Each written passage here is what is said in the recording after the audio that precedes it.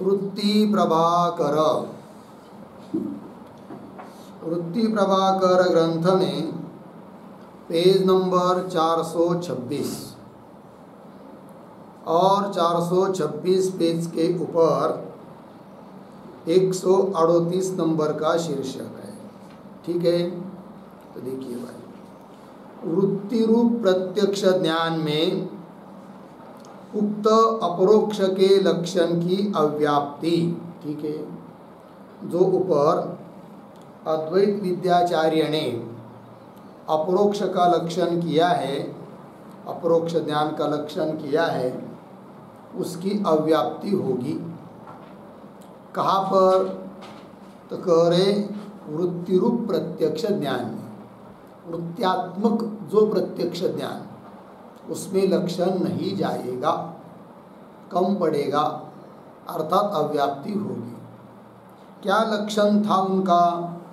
तो उन्होंने लक्षण किया था स्वव्यवहारानुकूल चैतन्य से, है कि नहीं, अभेद विषयगत प्रत्यक्ष का प्रयोजक बताया था 137 नंबर में। 137 नंबर के शीर्षक में उन्होंने लक्षण किया था। क्या किया था? स्वव्यवहार के अनुकूल चैतन्य से अभेद अपरोक्ष विषय का लक्षण है। बराबर, स्व घटपटादि वस्तु जो भी विषय होगा उसके व्यवहार के अनुकूल जो चैतन्य है, उस चैतन्य के साथ अभेद उस विषय का होना, वो कहते, उसको कहेंगे अपरोक्ष विषय। और इस प्रकार के उस विषय के लिए अनुकूल जो चैतन्य, उसका उस विषय के साथ अभेद अपरोक्ष ज्ञान का लक्षण बताया था। बराबर है, किंतु उस लक्षण की अब वृत्तिरूप ज्ञान में कैसे अव्याप्ति होती है, इस बात को बता रहे हैं पूर्व पक्षी, शंका करने वाले। तो पंक्ति देखिए, यद्यपि चेतन में घटाधिक अध्यस्त है। बराबर, घट समस्त वस्तु ब्रह्म भिन्न यावत वस्तु सभी क्या है? अध्यस्त है। उस प्रकार घट भी क्या है? अध्यस्त है। कहाँ अध्यस्त है? चेतन में, अर्थात अधिष्ठान हुआ चेतन और अध्यस्त हुआ घट। ठीक, यद्यपि चेतन में घटाधिक अध्यस्त है और विषयाकार वृत्ति काल में वृत्ति चेतन से विषय चेतन की एकता होने ते, ध्यान दीजिए भाई, थोड़ा सा सूक्ष्म है। और विषयाकार वृत्ति काल में विषय हुआ घट, घट सामने रखा है, वृत्ति चक्षु से निकलकर घट तक गई और घट के आकार हो गई। यहाँ तक समझ में आया? तो विषयाकार घटाकार वृत्ति काल में वृत्ति चेतन से विषय चेतन की एकता होने थे। वृत्ति चेतन, वृत्ति उपय चेतन और घटोपय चेतन, इन दोनों की क्या हो गई? एकता। क्योंकि उपाधि के कारण दोनों चेतनों का भेद था। अब दोनों उपाधि, घट उपाधि और वृत्ति उपाधि, एक जगह आ गई, अतः वृत्ति उपय चेतन का घटोपय चेतन के साथ क्या हुआ? अभेद। वृत्ति चेतन से विषय चेतन की एकता होने थे। स्वादिष्टान विषय चेतन से अभिन्न घटाधिकन का स्वादिष्टान, स्व घट, उसका अधिष्ठान विषय चेतन, बराबर वही अब वृत्ति चेतन है, उसके साथ अभेद हुआ किसका? घट का। स्वादिष्टान विषय चेतन से अभिन्न कौन? घटाधिकन का। वृत्ति चेतन से अभेद हुई भी, मतलब वृत्ति उपय चेतन के साथ घट का अभेद होने पर भी, अब तक वृत्ति घट तक जाने के पहले घट का अभेद चेतन के साथ था।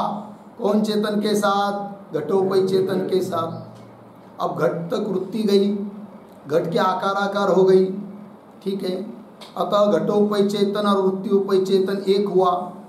इसलिए इस बात को हम कह सकते हैं घट का अभेद वृत्ति उपय चेतन के साथ है, अर्थात घट अब अध्यस्त है। कहाँ पर? वृत्ति उपय चेतन के ऊपर, है कि नहीं? तो स्व घट, उसके व्यवहार के अनुकूल चैतन्य साक्षी चैतन्य, वृत्ति उपय चैतन्य, उसके साथ अभेद हुआ कि नहीं? तो वो विषय प्रत्यक्ष, उसका ज्ञान प्रत्यक्ष, इतनी बात तो ठीक है, इसमें हमको कोई दिक्कत नहीं। फिर कहाँ दिक्कत है? देखिए, स्वादिष्टान विषय चेतन से अभिन्न घटाधिकरण का वृत्ति चेतन से अभेद हुए भी वृत्ति से घटाधिकरण का अभेद संभव है नहीं। वृत्ति घटाकार हुई है कि नहीं? घटाकार होने पर भी वृत्ति और घट एक है क्या? नहीं। बराबर, वृत्ति उपय चेतन घटोपय चेतन एक है, बराबर। वृत्ति घट तक जाने के पहले घट स्वादिष्टान चेतन में अध्यस्त था, अब वृत्ति घट के आकाराकार हो गई, तब घट वृत्ति उपय चेतन के ऊपर अध्यस्त है, अर्थात घट स्वानुकूल है कि नहीं? क्या? स्वव्यवहारानुकूल चैतन्य के साथ अभिन्न है। उस चेतन के साथ अभिन्न घट भी है, उस चेतन के साथ अभिन्न वृत्ति भी है, क्योंकि घट जैसा चेतन के ऊपर अध्यस्त है उस प्रकार वृत्ति भी अध्यस्त है, और अध्यस्त पदार्थ का अधिष्ठान के साथ अभेद होता है, बराबर है। तो घट का अभेद वृत्ति उपय चेतन के साथ है, वृत्ति का अभेद वही उसी चेतन के साथ है। वृत्ति यद्यपि घटा के आकाराकार हुई है, तो भी घट का और वृत्ति का अभेद नहीं। बात समझ जाए, क्योंकि घट एक स्वतंत्र विषय है, वृत्ति विषय है, एक दूसरे के ऊपर है। घट के आकाराकार वृत्ति हुई है किंतु अभेद नहीं है। तो लक्षण जाएगा कि फिर वृत्ति रूप चेतन में, वृत्ति रूप ज्ञान में लक्षण नहीं जाएगा। घट अपरोक्ष कहलाएगा, बराबर है, क्योंकि लक्षण घट जा रहा है। घट का ज्ञान अपरोक्ष वो भी ठीक है, किंतु घट का जो वृत्ति रूप ज्ञान है, वृत्त्यात्मक ज्ञान है, उसमें लक्षण नहीं जाएगा, क्योंकि स्व व्यवहारानुकूल चेतन हम लेंगे वृत्ति रूप चेतन, वृत्ति रूप ज्ञान, उसके साथ तो घट का अभेद हो ही नहीं सकता। समझ में आ रही बात? जैसे उदाहरण दे रहे आगे, अभेद हुए भी वृत्ति से घटाधिकरण का अभेद संभव है नहीं। जैसे उदाहरण, रज्जु में कल्पित सर्प, दंड, माला, बराबर, अधिष्ठान एक है रज्जु, उसके ऊपर अध्यस्त किसी को दंड भाषित हो रहा है, किसी को माला, किसी को सर्प, बराबर है। तो सर्प का भी अभेद रज्जु के साथ है, क्योंकि स्थूल दृष्टि से अधिष्ठान रज्जु है, अध्यस्त सर्पदंड माला है, अध्यस्त का अधिष्ठान के साथ अभेद होता है, अतः सर्प का भी अभेद है रज्जु के साथ, दंड का भी अभेद है रज्जु के साथ, माला का भी अभेद है रज्जु के साथ, बराबर है, क्योंकि सबका अधिष्ठान रज्जु है। किंतु जिस रज्जु पर अध्यस्त दंड है उसी रज्जु पर अध्यस्त है सर्प, उसी रज्जु पर अध्यस्त है माला। सर्पदंड माला सबका रज्जु के साथ अभेद होने पर भी दंड का सर्प के साथ अभेद नहीं,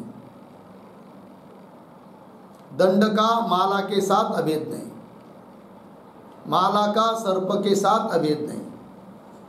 बात समझ में आ रही है? उसी प्रकार वृत्त्युपयी चेतन के ऊपर अध्यस्त घट भी है, अभी वृत्ति भी है, वृत्ति का भी अभेद चेतन के साथ है, घट का भी अभेद चेतन के साथ है, उसी चेतन पर दोनों अध्यस्त है, तो भी घट का और वृत्ति का अभेद नहीं है। और लक्षण क्या है?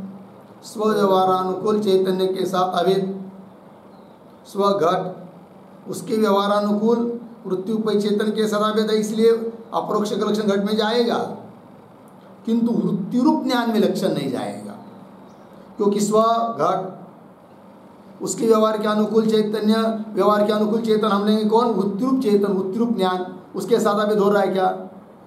नहीं, घट का और वृत्ति का अभेद नहीं हो सकता, लक्षण नहीं जाएगा, तो क्या हो गई? अव्याप्ति का वृत्ति रूप ज्ञान में। जैसे रज्जु में कल्पित सर्प, दंड, माला रज्जु से अभेद हुए भी सर्पदंड माला का परस्पर भेद ही होवे है, अभेद होवे नहीं, क्योंकि दोनों अध्यस्त है, सर्प भी अध्यस्त है, दंड भी अध्यस्त है, माला भी अध्यस्त है। और ब्रह्म में कल्पित सकल द्वैत का ब्रह्म से अभेद हुए भी, बराबर, ब्रह्म में समस्त जगत क्या है, कल्पित है, अतः समस्त जगत के वस्तुओं का ब्रह्म के साथ अभेद होने पर भी वस्तु का परस्पर में अभेद है क्या, घट का पट के साथ, पट का मट के साथ नहीं है ना, वही बात। और ब्रह्म में कल्पित सकल द्वैत का ब्रह्म से अभेद हुए भी परस्पर अभेद होवे नहीं। तैसे वृत्ति चेतन से तो वृत्ति का, बराबर, वृत्ति चेतन मतलब वृत्ति उपय चेतन के साथ वृत्ति का अभेद, घट का भी उस वृत्ति उपय चेतन के साथ अभेद, उस वृत्ति उपय चेतन के ऊपर घट और वृत्ति दोनों भी अध्यस्त, किंतु वृत्ति और घट का अभेद नहीं। जैसे वृत्ति चेतन से तो वृत्ति का लग गया ना, और घटाधिकरण का अभेद संभव है। वृत्ति चेतन वृत्ति उपय चेतन के साथ वृत्ति का भी अभेद है, घट का भी अभेद है, संभव है। वृत्ति का और घटाधिक विषय का परस्पर अभेद संभव है नहीं, किंतु वृत्ति और घट इनका परस्पर अभेद हो सकता है क्या, नहीं। वृत्ति का और घटाधिक विषय का परस्पर अभेद संभव है नहीं, लग गया।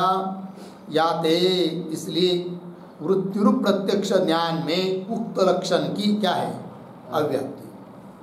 किस ज्ञान में, वृत्तिरूप प्रत्यक्ष ज्ञान में लक्षण की क्या हो रही है, अव्याप्ति। अब आगे ये हो गया शंका, अब उत्तर दे रहे आगे। उक्त अव्याप्ति का अद्वैत विद्याचार्य की रीति से उद्धार, क्योंकि वो लक्षण अद्वैत विद्याचार्य ने किया है, तो उस अव्याप्ति का निराकरण कर रहे हैं।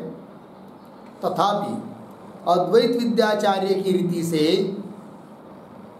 अपरोक्षत्व धर्म चेतन का है, वृत्ति का नहीं। अपरोक्षत्व धर्म किसका है, चेतन। घटत्व धर्म घट का ही है, पट का नहीं। पटत्व धर्म पट का ही है, घट का नहीं।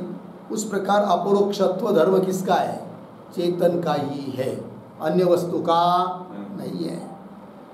पंक्ति देखिए, तथापि अद्वैत विद्याचार्य की रीति से अपरोक्षत्व धर्म चेतन का है, वृत्ति का नहीं। जैसे उदाहरण, अनुमितित्व, इच्छात्व आदि अंतकरण वृत्ति के धर्म है। अंतकरण की वृत्ति इच्छा रूप हो गई, इच्छा के आकार परिणाम को प्राप्त हुई। इच्छा तो धर्म किसका है, फिर अंतकरण वृत्ति का है, अन्य किसी का नहीं। अनुमितित्व धर्म, अनुमिति रूप वृत्ति हो गई, उसमें अनुमितित्व है, तो अनुमितित्व धर्म भी किसका है, अंतकरण की वृत्ति का है। जैसे अनुमितित्व इच्छात्व आदि अंतकरण वृत्ति के धर्म है, तैसे अपरोक्षत्व धर्म वृत्ति में नहीं है। अपरोक्षत्व धर्म किसमें है, चेतन में।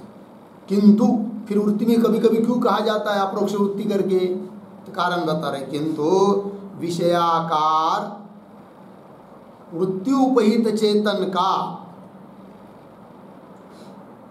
अपरोक्षत्व धर्म होने ते चेतन के अपरोक्षत्व का उपाधि वृत्ति है।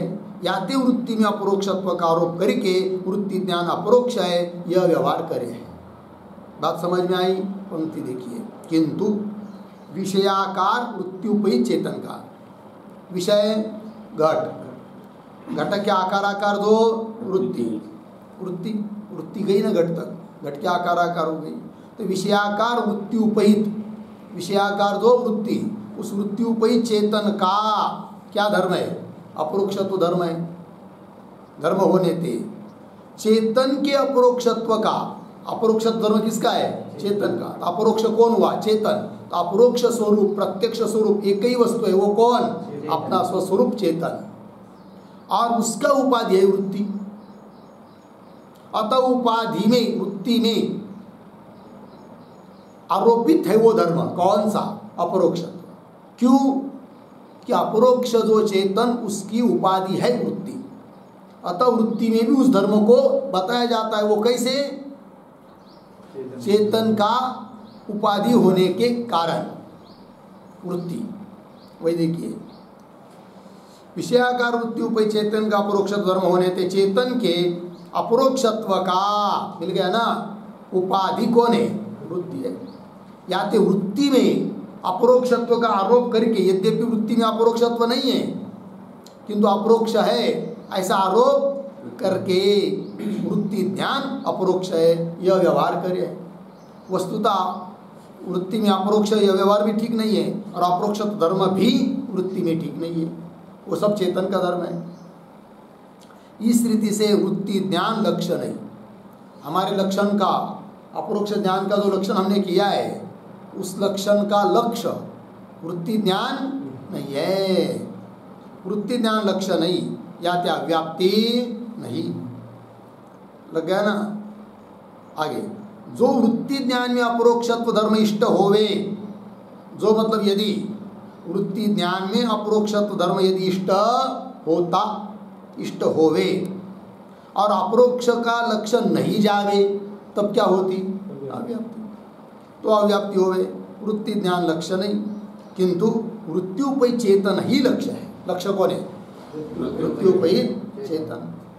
किंतु वृत्त्युपयी चेतन ही लक्ष्य है, या ते अव्याप्ति शंका नहीं। अव्याप्ति की क्या नहीं है? शंका ही नहीं। अव्याप्ति कहाँ होती है?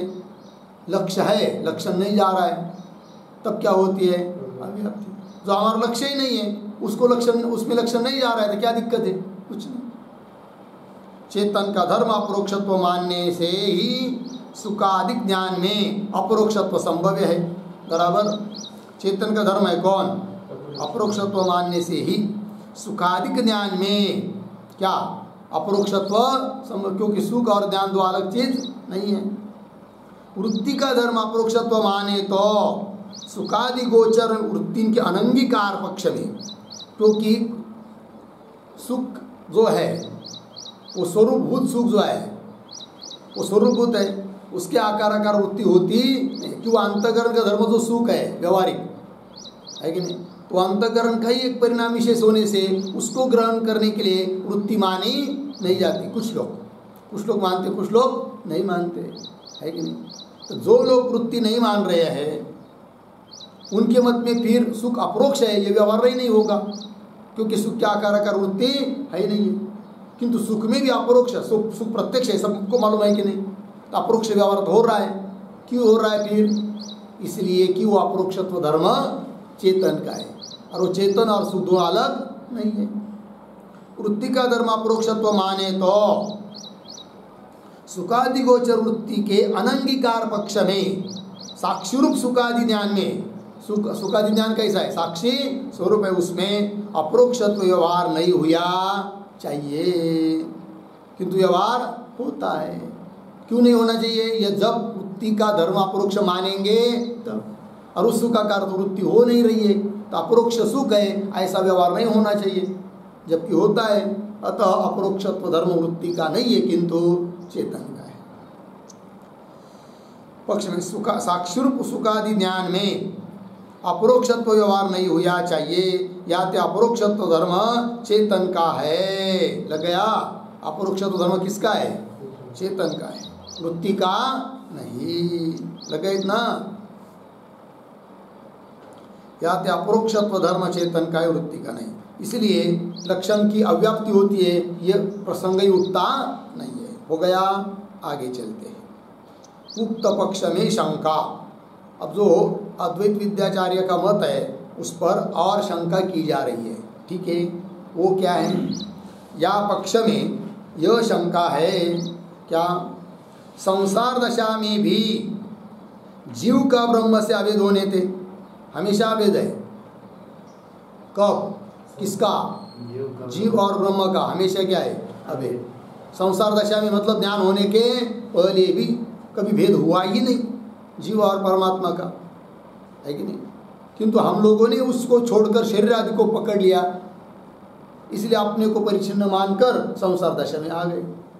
हो गया कि नहीं? चलिए, या पक्ष में यह शंका है क्या? संसार दशा में भी जीव का ब्रह्म से क्या है? अभेद होने थे। सर्व पुरुषों को ब्रह्म अपरोक्ष है, सभी पुरुषों के लिए ब्रह्म क्या है? अपरोक्ष है। ऐसा व्यवहार हुआ चाहिए, सब लोगों को क्या होना चाहिए, ऐसे व्यवहार होना चाहिए, मुझे ब्रह्म अपरोक्ष है, मुझे ब्रह्म अपरोक्ष है, क्योंकि लक्षण जा रहा है। लक्षण क्या है? स्वव्यवहारानुकूल चैतन्य के साथ अभेद। उदाहरण ने स्वघट, उस घट के व्यवहार के लिए अनुकूल चैतन्य, साक्षी चैतन्य, उसके साथ घट का अभेद ही घट का क्या है? अपरोक्ष है। बराबर। इधर संसार दशा में भी ब्रह्म का और जीव का हमेशा क्या है? अभेद है। स्व ब्रह्म, स्व व्यवहारानुकूल चैतन्य, ब्रह्म के व्यवहार के अनुकूल चैतन्य कौन? जीव चैतन्य। उसके साथ साक्षी के साथ तो ब्रह्म का सदा भेद है। तो संसार दशा में भी लोगों ने कहना चाहिए कि हमको ब्रह्म अपरोक्ष है करके। लक्षण जा रहा है ना, समझ में आया? लेकिन अभेद होने ते सर्व पुरुषन को ब्रह्म अपरोक्ष है, ऐसा व्यवहार हुआ चाहिए। और अवान्तर वाक्य जन्य ब्रह्म का ज्ञान भी अपरोक्ष हुआ चाहिए। दूसरी बात, महावाक्य से अपरोक्ष न होवे, केवल अवान्तर वाक्य से भी क्या होना चाहिए? अपरोक्ष। क्योंकि अवान्तर वाक्य है ना, और उसके द्वारा भी जो बोध हो रहा है ब्रह्म है करके, उस ब्रह्म का उसके व्यवहार के अनुकूल साक्षी के साथ सदा भेद है। और तो अवान्तर वाक्य से भी ब्रह्म का क्या होना चाहिए? अपरोक्ष, हमेशा अपरोक्ष होना चाहिए अवान्तर वाक्य से। और अवान्तर वाक्य जन्य ब्रह्म का ज्ञान भी अपरोक्ष हुआ चाहिए। काहे ते?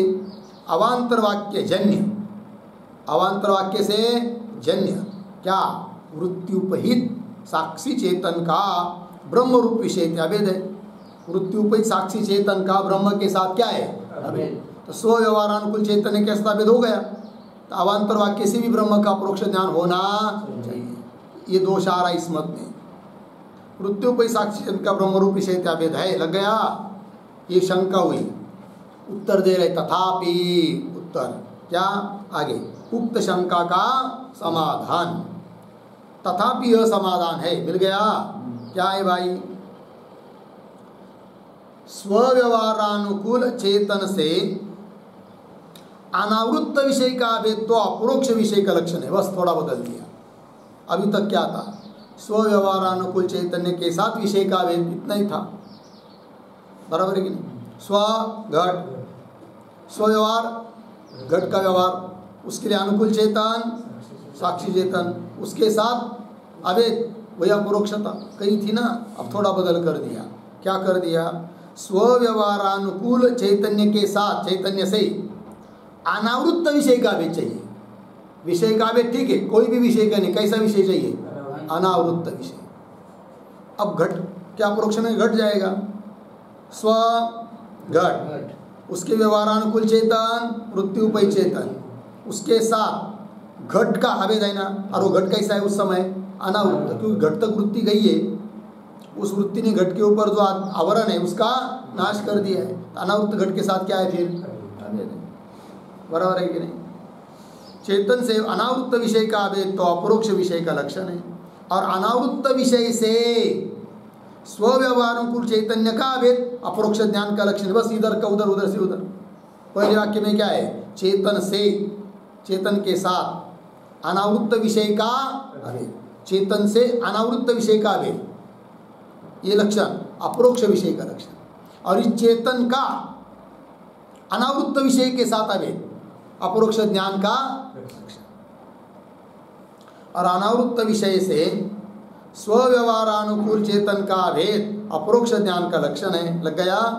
आगे संसार दशा में आवृत्त ब्रह्म का, अब देखिए उन्होंने शंका क्या की, आरोप क्या किया था कि संसार दशा में भी जीव का ब्रह्म के साथ क्या है? अभेद। तो मुझे ब्रह्म अपरोक्ष है, ऐसा व्यवहार होना चाहिए। उत्तर क्या? संसार दशा में भी जीव का ब्रह्म के साथ यद्यपि अभेद है, किंतु वह अनावृत्त ब्रह्म, आवृत्त ब्रह्म के साथ अभेद है। उस समय ब्रह्माकार वृत्ति न होने के कारण ब्रह्माश्रित अज्ञान का नाश हुआ है क्या? नहीं। तो संसार दशा में ब्रह्म आवृत्त है क्या अनावृत्त है? आवृत्त है। आवृत्त ब्रह्म के साथ अभेद है। हमको कैसा चाहिए? अनावृत्त विषय के साथ अभेद चाहिए। इसलिए संसार दशा में ब्रह्म अपरोक्ष है, यह व्यवहार नहीं होगा। बात समझ में आ रही है? और अवान्तर वाक्य से भी जो ब्रह्म का ज्ञान होता है वो केवल ब्रह्म का अस्तित्व रूप से ज्ञान होता है। असत्वापादक आवरण भले निवृत्त हुआ हो परोक्ष ज्ञान से, किंतु अभानापादक आवरण बाकी है ना। अतः उस समय में भी ब्रह्म अनावृत्त है कि आवृत्त है? आवृत्त है। हमको कैसे विषय के साथ अभेद चाहिए? अनावृत्त विषय के साथ। तो ब्रह्मरूप विषय है कि नहीं? क्या परोक्ष ज्ञान काल में कैसा है? आवृत्त है। आवृत्त विषय के साथ अभेद होने के कारण अपरोक्ष ज्ञान, अपरोक्ष व्यवहार नहीं होगा अवान्तर वाक्य से। बात समझ में आ रही है? पंक्ति देखिए, संसार दशा में आवृत्त ब्रह्म का, ब्रह्म कैसा है? आवृत्त है। आवृत्त ब्रह्म का स्व व्यवहारानुकूल चेतन से, स्व ब्रह्म उसके व्यवहारानुकूल चैतन्य, वृत्त्युपय चैतन्य, चेतन से अभेद हुए भी अनावृत्त विषय का अभेद नहीं होने थे। नहीं शब्द, अनावृत्त विषय का अभेद नहीं होने थे। ब्रह्म में अपरोक्षत्व नहीं, इसलिए ब्रह्म में अपरोक्षत्व का व्यवहार उस समय नहीं होता है। तैसे अवान्तर वाक्य जन्य ज्ञान का भी लग गया। अवान्तर वाक्य उससे जन्य जो ज्ञान, उस समय में भी ब्रह्म कैसा है? हाँ, आवृत्त है। भले असत्वापादक आवरण न हो, किंतु अभानापादक आवरण तो है। तैसे अवान्तर वाक्य जन्य ज्ञान का भी आवृत्त विषय ते अभेद होने थे, इस ज्ञान को अपरोक्षत्व नहीं, या ते उक्त शंका संभवे नहीं। निराकरण कर दिया भाई शंका का। बात समझ में आई? चलिए फिर आगे। उक्त पक्ष में अन्य शंका, किंतु अभी जो अद्वैत विद्याचार्य ने लक्षण किया थोड़ा बदल करके, उसमें और कोई शंका कर रहा है दूसरी। ठीक है, उक्त पक्ष में अन्य शंका। अन्य शंका क्या है? उक्त रीति से अनावृत्त विषय के अभेद से अपरोक्षत्व माने तो, बात समझ में आ रही? ध्यान दीजिए, जबरदस्त शंका है।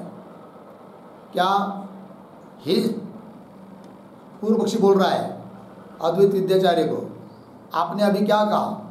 अनावृत्त विषय के साथ अभेद अपरोक्ष का लक्षण माना, बराबर है इतना? आगे अन्य शंका, उक्त रीति से अनावृत्त विषय के अभेद से, अनावृत्त विषय, अनावृत्त विषय के अभेद से अपरोक्षत्व माने तो अन्योन्याश्रय दोष होगा। कौन दोष आएगा? अन्योन्याश्रय। वो कैसे आएगा? वो दे रहे काहे थे? समान गोचर ज्ञान मात्र को आवरण निवर्तकता माने तो, बराबर, तो परोक्ष ज्ञान से भी आज्ञान की निवृत्ति हुई चाहिए। हाँ, समान गोचर ज्ञान मात्र, समान गोचर एक ही विषय को, एक ही अर्थ को, विषय को विषय करने वाला जो ज्ञान, वो क्या करता है? उसी विषय के ऊपर जो अज्ञान, उसका नाश करता है। अर्थात जो अज्ञान का विषय, वही जब ज्ञान का विषय बनता है तो वह ज्ञान उस अज्ञान का क्या कर देता है? नाश। जैसे घट का अज्ञान है हम लोगों को, बराबर, तो अज्ञान का विषय कौन हुआ? घट। जब घट का ज्ञान होगा, तो अज्ञान का जो विषय था, बराबर, वही अब क्या बन गया? ज्ञान का विषय। समान विषयक ज्ञान हुआ कि नहीं? तो वो ज्ञान, घट विषयक ज्ञान, घट का ज्ञान क्या कर देगा? घट के अज्ञान का नाश कर देगा, बराबर है कि नहीं? तो वही करे समान गोचर ज्ञान, मतलब एक ही विषय के बारे में जो ज्ञान, अर्थात जिसका अज्ञान था उसी का ज्ञान होता है, तो वह ज्ञान उस अज्ञान का क्या कर देता है? नाश। समान गोचर ज्ञान मात्र को आवरण निवर्तकता माने, आवरण का नाश करने वाला होता है वो ज्ञान, ऐसा माने तो परोक्ष ज्ञान से भी अज्ञान की निवृत्ति हुई चाहिए। क्योंकि परोक्ष ज्ञान किस विषय है? ब्रह्म विषय। और अज्ञान किसका है?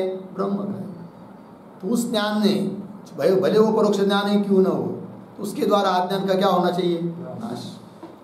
तो परोक्ष ज्ञान से भी अज्ञान की निवृत्ति हुई चाहिए। और सिद्धांत में, वेदांत मत में असत्वापादक अज्ञान शक्ति का तिरोधान व नाश तो परोक्ष ज्ञान से हो जाए। परोक्ष ज्ञान से भी क्या अज्ञान का नाश होता है। किंतु कौन अज्ञान? अज्ञान की एक शक्ति, अज्ञान की दो शक्ति ना, असत्वापादक अभानापादक। असत्वापादक अज्ञान की शक्ति का क्या होता है? परोक्ष ज्ञान से तिरोधान, क्यों नाश। तिरोधान मतलब दब जाना या हट जाना थोड़ी देर के लिए, है कि नहीं? इसे अंधकार में बैटरी लगाई तो अंधकार क्या होता है? इधर उधर भाग जाता है ना, प्रकाश के कारण, क्यों नष्ट होना, दोनों में से कोई भी। सिद्धांत में असत्वापादक अज्ञान शक्ति का तिरोधान व नाश तो परोक्ष ज्ञान से होवे लग गया। अभानापादक शक्ति विशिष्ट अज्ञान का परोक्ष ज्ञान से नाश होवे नहीं। अभानापादक, असत्वापादक मतलब है नहीं, इस स्वरूप का जो निश्चय ब्रह्म है नहीं, इसको कहते हैं क्या? असत्वापादक आवरण। और उसकी निवृत्ति होती है किससे? परोक्ष ज्ञान से। जब शास्त्रादि सुनकर ज्ञान निश्चय हो गया, नहीं नहीं भाई परमात्मा नाम का कोई तो है ये निश्चय हुआ, ब्रह्म है, परोक्ष ज्ञान तो नहीं है, यह असत्वापादक आवरण नष्ट। किंतु ब्रह्म तो होगा जी, किंतु भान नहीं हो रहा है, अनुभव में नहीं आ रहा है, इसलिए नहीं, इसको कहते हैं क्या? अभानापादक आवरण। और उसकी निवृत्ति कब होगी? जब ब्रह्म का अपरोक्ष ज्ञान होगा, तब लग गया। ब्रह्म का भान होगा, अपरोक्ष ज्ञान होगा, तब अभानापादक आवरण की निवृत्ति होती है। अभानापादक विशिष्ट, अभानापादक शक्ति विशिष्ट अज्ञान का मिल गया। अभानापादक शक्ति विशिष्ट अज्ञान का परोक्ष ज्ञान से नाश होवे नहीं, मिल गया। क्या परोक्ष ज्ञान से नाश होता है क्या? किसका? अभानापादक आवरण शक्ति का नाश नहीं होता है, किससे? परोक्ष ज्ञान से। अभानापादक शक्ति विशिष्ट ज्ञान का परोक्ष ज्ञान से नाश होवे नहीं, अपरोक्ष ज्ञान से ही अज्ञान का नाश होवे। इस रीति से ज्ञान के अपरोक्षत्व की सिद्धि के अधीन लग गया जी। ज्ञान का अपरोक्षत्व जब होगा तब क्या? अज्ञान की निवृत्ति, क्योंकि अज्ञान की अभानापादक अज्ञान की निवृत्ति कब होगी? जब अपरोक्ष ज्ञान होगा। तो अपरोक्ष ज्ञान होगा तो अज्ञान की निवृत्ति, बात समझ में आई? तो अज्ञान की निवृत्ति किसके अधीन हुई? अपरोक्ष ज्ञान के अधीन, बराबर। और अपरोक्ष ज्ञान कब होता है? जब अनावृत्त विषय का भेद होता है। अनावृत्त विषय मतलब आवरण रहित। तो अनावृत्त है कि नहीं, बात समझ में आ रही? अनावृत्त विषय का अभेद होगा तब ज्ञान अपरोक्ष, बराबर है कि नहीं? और अपरोक्ष ज्ञान होगा तब आवरण की निवृत्ति। तो अपरोक्ष ज्ञान होगा तो क्या होगा? आवरण की निवृत्ति होगी, बराबर है कि नहीं? और अपरोक्ष ज्ञान कब होगा? जब अनावृत्त पदार्थ का, अनावृत्त विषय का भेद होगा, मतलब आवरण रहित विषय का भेद होगा। और आवरण रहित विषय कब होगा?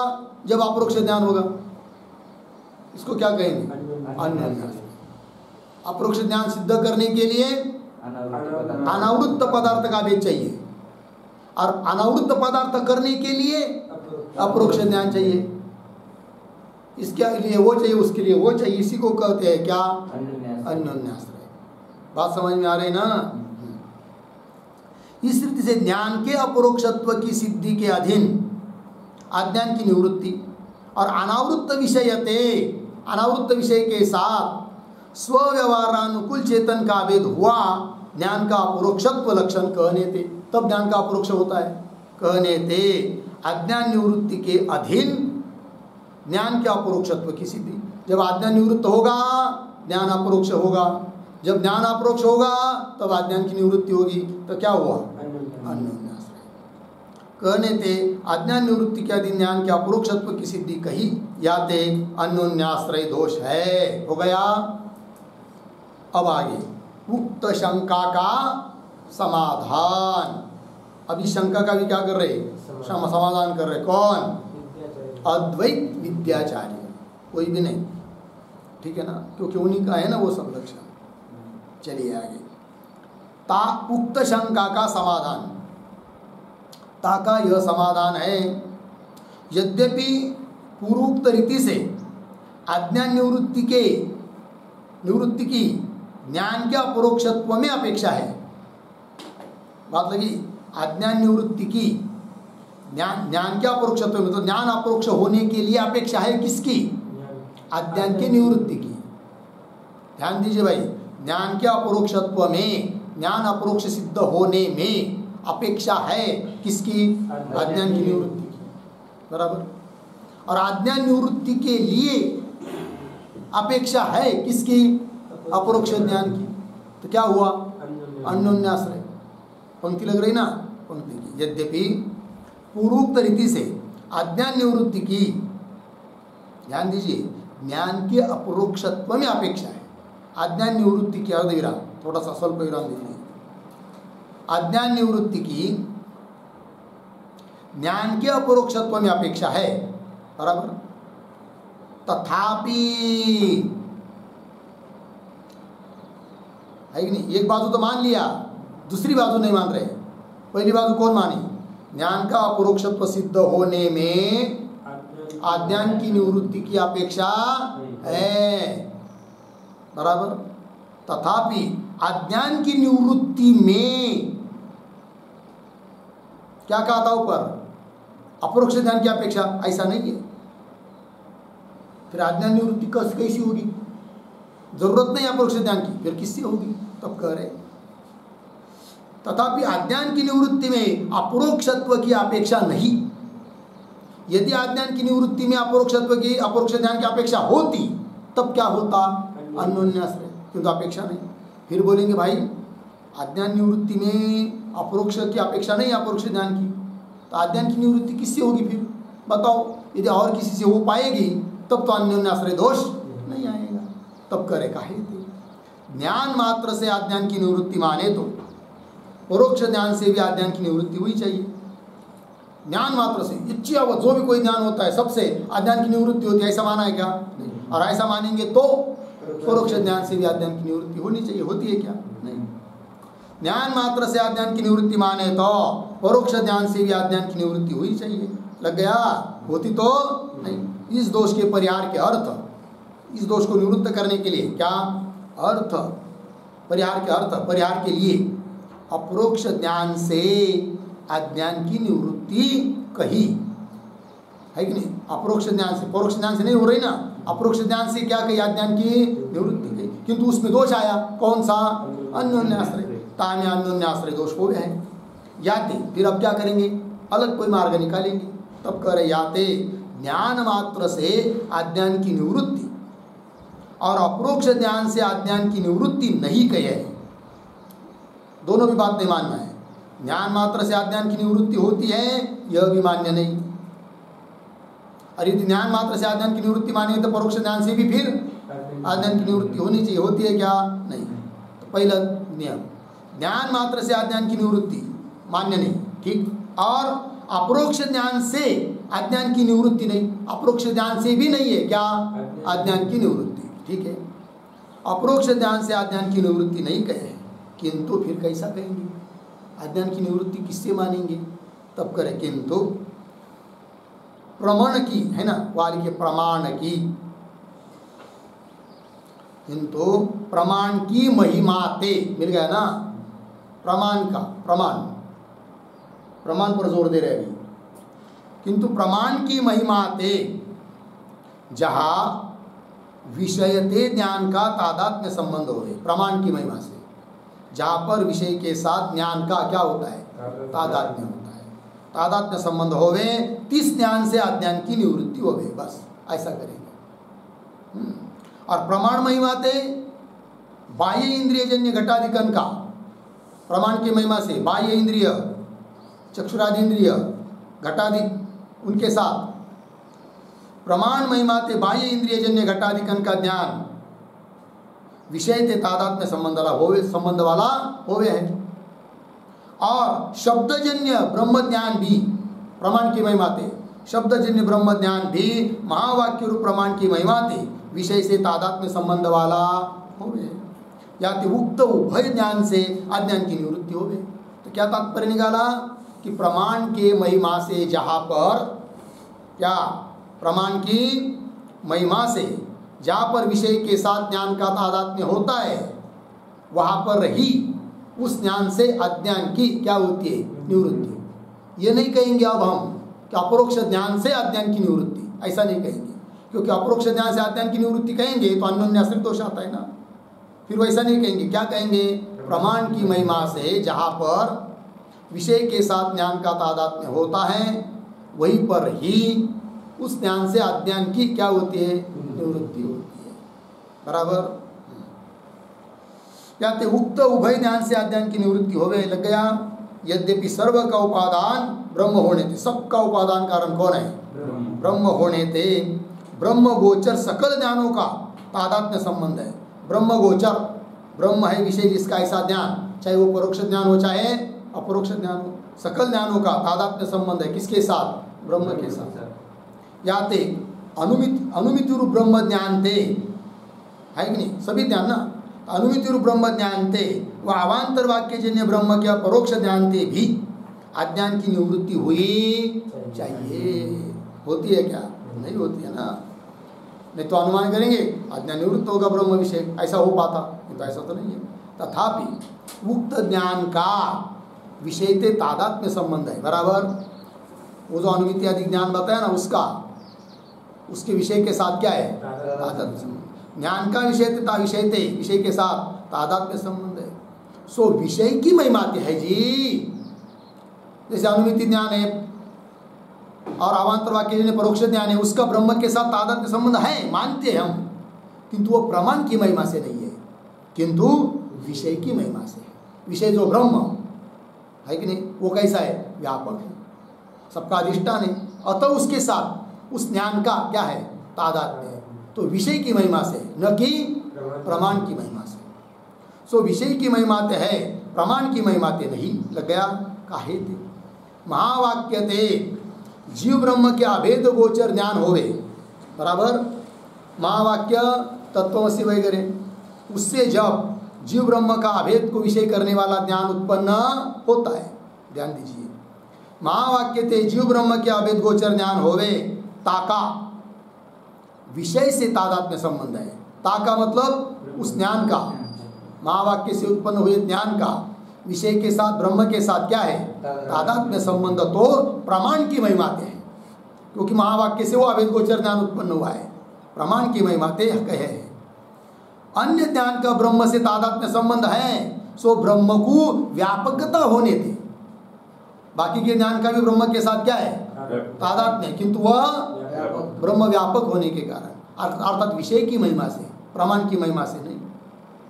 और सकल उपादानता होने थे, विषय की महिमा ते कहे है। इसलिए सबका उपादान कारण ब्रह्म होने के कारण विषय की महिमा, विषय ब्रह्म, उसके महिमा से सब ज्ञानों का ब्रह्म के साथ क्या है, अभेद। इस रीति से विलक्षण प्रमाण जन्य है कि नहीं, प्रमाण महिमा चाहिए ना, तो विलक्षण मतलब विशेष रूप का प्रमाण, प्रमाण जन्य विषय संबंधी, प्रमाण जन्य कौन, ज्ञान, ज्ञान ज्ञान के साथ अन्वय, प्रमाण जन्य ज्ञान, पुनः कैसा वो ज्ञान, विषय के संबंधी ज्ञान, प्रमाण जन्य विषय संबंधी ज्ञान थे, ऐसे ज्ञान से अज्ञान की निवृत्ति हो गए। या कहने में ज्ञान मात्र से अज्ञान निवृत्ति की आपत्ति नहीं, ऐसा हम नियम कर दिया। अब यावत ज्ञान मात्र से अज्ञान की निवृत्ति होती है, ये भी प्राप्त नहीं हो रहा है। ज्ञान मात्र से अज्ञान निवृत्ति की आपत्ति मतलब प्राप्ति नहीं। और ज्ञान के अपरोक्षत्व की, क्या जी, ज्ञान के अपरोक्षत्व, अज्ञान निवृत्ति में अपेक्षा क्या भाव थे, मतलब ज्ञान अपरोक्ष रहेगा तो भाई अज्ञान निवृत्त होगा, ऐसी भी बात नहीं है। वैसी बात होती तब अन्योन्याश्रय आता। ज्ञान के अपरोक्षत्व की अर्धविराम, अज्ञान निवृत्ति में अपेक्षा के अभाव थे, अन्योन्याश्रय दोष भी नहीं हो गया। इस रीति से नियम बन गया। फिर स्व व्यवहारानुकूल अनावृत्त चेतन से विषय का वेद, मिल गया। स्व विषय उसके व्यवहारानुकूल, विषय के व्यवहार के अनुकूल जो चैतन्य है कि नहीं, किंतु वो चैतन्य कैसा? अनावृत्त चैतन्य। अनावृत्त चैतन्य से विषय का भेद अपरोक्ष विषय का लक्षण है, और उक्त चेतन का विषय त्यावेद, उल्टा कर देंगे, उस चेतन का विषय के साथ अभेद अपरोक्ष ज्ञान का लक्षण है। याते शब्दजन्य ब्रह्म ज्ञान विषय भी अपरोक्षता संभव है। इसलिए शब्द से उत्पन्न हुआ जो ब्रह्म ज्ञान, उस वो भी क्या है? अपरोक्ष है, अपरोक्षता संभव है। हो गया जी। आगे क्या है? शब्द से अपरोक्ष ज्ञान की उत्पत्ति में कथन किए 3 मत विषय। प्रथम मत की समीचीनता। शब्द से उत्पन्न होता है कौन? अपरोक्ष ज्ञान। वो कथन करते समय 3 मत बताए। उन 3 मतों में से पहला मत ही क्या है? योग्य है। इस बात को बता रहे हैं। वो 3 मत कौन कौन है? वो थोड़े में दे रहे हैं। या प्रकार से शब्द से अपरोक्ष ज्ञान की उत्पत्ति में 3 ही मत कहे। 3 में आद्य मत, पहला मत, आद्य मत ही समीचीन है। काहे थे? कैसे? ज्ञानगत परोक्षत्व, अपरोक्षत्व प्रमाणाधीन है। बराबर। ज्ञान की परोक्षता अपरोक्षता किसके अधीन है? प्रमाण के अधीन है। ज्ञानगत परोक्षत्व अपरोक्षत्व प्रमाणाधीन है। और सहकारी साधन विशिष्ट शब्द में भी अपरोक्ष ज्ञान के जनन की योग्यता है कि नहीं? ज्ञान का परोक्ष अपरोक्ष प्रमाण के अधीन है। प्रमाण हुआ शब्द, और उसके लिए कोई सहकारी मिल गया। अब जो सहकारी बताया, तो सहकारी जो सामग्री है उसके सहित शब्द से भी हो जाता है फिर क्या? अपरोक्ष ज्ञान। सहकारी साधन विशिष्ट शब्द में भी अपरोक्ष ज्ञान के जनन की, अपरोक्ष ज्ञान उत्पन्न करने की क्या है? योग्यता है। यह प्रथम मत है और ये योग्य है। और आगे दूसरा मत, और विषय के अधीन ही ज्ञान के अपरोक्षत्वादि धर्म है। ज्ञान का अपरोक्षत्व कब? विषय के अधीन, विषय का अभेद होगा तब, वगैरह वगैरह। तो विषय के अधीन ही ज्ञान के अपरोक्षत्वादि धर्म है, प्रमाण के अधीन नहीं। इस अभिप्राय की द्वितीय मत है कि नहीं? किंतु वो भी ठीक नहीं। और विद्याचार्य का तृतीय मत है, अभी जो हुआ है कि 2-4 हेडिंग से, तीसरा मत है वो। तीन दोनों मत में भी केवल विषय के अधीन ही अपरोक्षत्वादिकन को माने तो अवान्तर वाक्य से भी ब्रह्म का अपरोक्ष ज्ञान हुआ चाहिए। दोष आता है, केवल विषय के अधीन ही अपरोक्षत्वादिक मानेंगे तो अवान्तर वाक्य से भी क्या? ब्रह्म का अपरोक्ष ज्ञान हुआ चाहिए। क्योंकि प्रमाण के अधीन तो मान नहीं रहे, विषय के अधीन मान रहे हो, और विषय ब्रह्म तो सदा शिव के साथ अभिन्न है। तो ब्रह्म का अपरोक्ष ज्ञान हुआ चाहिए। याते ज्ञान के अपरोक्षत्व में, मिल गया, याते ज्ञान के अपरोक्षत्व में प्रमाण के अधीनता आवश्यक ही चाहिए। इसलिए ज्ञान का अपरोक्ष होने में सामर्थ्य प्राबल्य किसका है? प्रमाण का, प्रमाण के अधीन। ज्ञान के अपरोक्षत्व में प्रमाण की अधीनता आवश्यक ही चाहिए। याते प्रथम मत ही समीचीन है। हो गया जी। ये विषय यहाँ तक पूरा हुआ। अब आगे वृत्ति के प्रयोजन का कथन, मुख्य शीर्षक इतना, वृत्ति के प्रयोजन का कथन। उसके अंतर्गत दूसरा शीर्षक, ग्रंथ के आरंभ में उक्त 3 प्रश्नों का और 3 में कथन किए दोनों के उत्तर का अनुवाद। ग्रंथ के आरंभ में 3 प्रश्न किए थे, उन 3 प्रश्नों में 2 प्रश्नों का उत्तर अभी तक दे चुके हैं। कहाँ किस प्रश्न का उत्तर दिया उसका अनुवाद करके बता रहे हैं, और तीसरे प्रश्न का उत्तर कब देंगे वो भी बता रहे हैं। ग्रंथ के आरंभ में वृत्ति का स्वरूप, कारण, फल, इन 3 का प्रश्न है। मतलब वृत्ति का कारण, वृत्ति का स्वरूप क्या है, वृत्ति का कारण कौन है, और वृत्ति का फल क्या है। ऐसे 3 प्रश्न किए थे ग्रंथ के आरंभ में, अगदी पहले पृष्ठ में। आगे चलिए। 3 में अंतकरण और अविद्या का, विद्या का है ना वहाँ पर, अविद्या का। 3 में अंतकरण और अविद्या का प्रकाशरूप परिणाम वृत्ति का ही, वृत्ति का स्वरूप हुआ। ठीक, क्या? अंतकरण अथवा अविद्या का जो प्रकाशरूप परिणाम, विषय को प्रकाशन करने वाला परिणाम, उसको कहते हैं क्या? वृत्ति। यद्यपि काम क्रोध आदि भी अंतःकरण के परिणाम है, किंतु उसको वृत्ति नहीं कहेंगे, क्योंकि उससे किसी चीज का प्रकाशन होता नहीं है कि नहीं? तो अन्य वस्तु का प्रकाशन करने वाला जो अंतःकरण की अविद्या का परिणाम, उसको ही कहते हैं क्या? वृत्ति। परिणाम वृत्ति का ही है। लग गया ना जी? या कहने थे वृत्ति का सामान्य रूप गया, सामान्य रूप वृत्ति का बता दिया। इसके अनंतर यथार्थत्व अयथार्थत्व आदि भेद कथन थे, वृत्ति का विशेष रूप कहा। यथार्थ वृत्ति अयथार्थ वृत्ति बहुत सारे भेद बताए थे, वो विशेष रूप हुआ। ठीक, और ये वृत्ति का स्वरूप का प्रश्न हुआ, उत्तर हुआ। अब और प्रमाण निरूपण थे वृत्ति के कारण का स्वरूप क्या? प्रमाण 6 प्रमाणों का 6 प्रकरणों में निरूपण किया ना, पहले 6 प्रकरण में 6 प्रमाण का निरूपण किया, वो वृत्ति के कारण का निरूपण था। वृत्ति का कारण कौन है? तो प्रमाण निरूपण थे वृत्ति के कारण का स्वरूप क्या? लग गया जी? फिर अब वृत्ति के प्रयोजन संबंधी तृतीय प्रश्न के उत्तर का आरंभ। तो वृत्ति का प्रयोजन क्या है कि नहीं? ऐसा जो तीसरा प्रश्न था उसका उत्तर देने के लिए अब आरंभ कर रहे हैं। वृत्ति के प्रयोजन का प्रश्न कराया था। सो वृत्ति का प्रयोजन यह है क्या? जीव को अवस्थात्रय का संबंध वृत्ति से होवे है। 3 अवस्था, जागृत, स्वप्न, सुषुप्ति। और जीव को 3 अवस्थाओं का संबंध जो होता है किसके कारण? वृत्ति के कारण। तो वृत्ति का एक प्रयोजन ये हो गया क्या? 3 अवस्था का जीव का संबंध वृत्ति से होता है। तो जीव को अवस्थात्रय का संबंध वृत्ति से हो गए, और पुरुषार्थ प्राप्ति भी वृत्ति से हो गए। पुरुषार्थ, धर्म, अर्थ, काम, मोक्ष, इसकी भी प्राप्ति किससे होती है? वृत्ति से। ये भी वृत्ति का प्रयोजन है। याते कुल मिलाकर तात्पर्य क्या निकला? याते संसार प्राप्ति की हेतु वृत्ति है और मोक्ष प्राप्ति की हेतु वृत्ति है। बराबर, क्योंकि वृत्ति से ही संसार भी प्राप्त किया जाता है, वृत्ति से ही मोक्ष की प्राप्ति की जाती है। ब्रह्माकार वृत्ति करेंगे, उसका अभ्यास करेंगे तो मोक्ष मिलेगा, है कि नहीं? और ब्रह्म को कुछ ध्यान में ही नहीं लेंगे, संसार में ही रहेंगे, तो संसार की प्राप्ति भी किससे हो रही है? वृत्ति से ही हो रही है। तो संसार प्राप्ति की हेतु वृत्ति है और मोक्ष प्राप्ति की हेतु वृत्ति है। कहे थे अवस्थात्रय के संबंध से जीव को संसार है। जीव को संसार क्यों? 3 अवस्था का संबंध है जीव के साथ, इसलिए जीव में संसार है। और 3 अवस्था का संबंध जीव के साथ क्यों है? वृत्ति के कारण है। लग गया जी? अतः वृत्ति का प्रयोजन एक हुआ संसार की प्राप्ति। अब आगे वृत्ति प्रयोजन के कथनावसर में जागृत का लक्षण। लेकिन अब विषय बदल गया थोड़ा सा, कल करेंगे।